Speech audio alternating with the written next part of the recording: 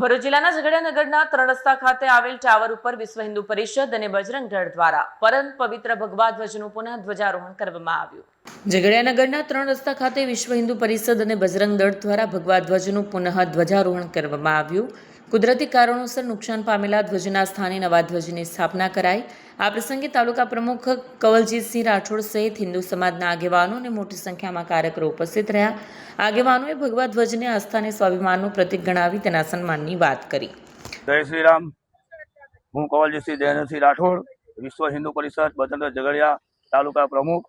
આજથી 1.5 વર્ષ પહેલા ઝઘડિયા ચોક પર સનાતન ધર્મનું પ્રતીક એવા ભગવા ધ્વજની સ્થાપના કરવામાં આવી હતી, જેમાં સમય અનુસાર ધર્મને કુદરતી પ્રકારે નુકસાન થાય તેને બદલવો પડતો હોય છે।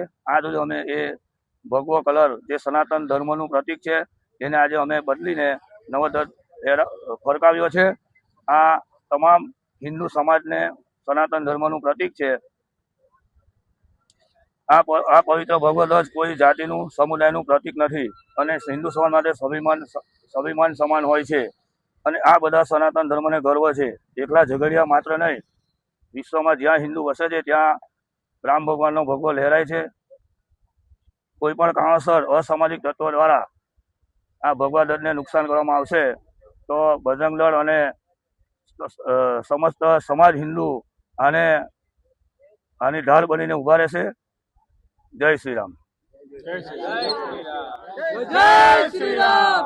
જય શ્રી રામ। જય શ્રી રામ। જય શ્રી રામ।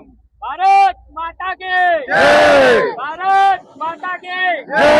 જયકાર વીર બજરંગે। જય મહાદેવ। વિડીયો જર્નાલિસ્ટ કરણસિંહ સાથે સરિયા ટીવી ન્યૂઝ ભરૂચ।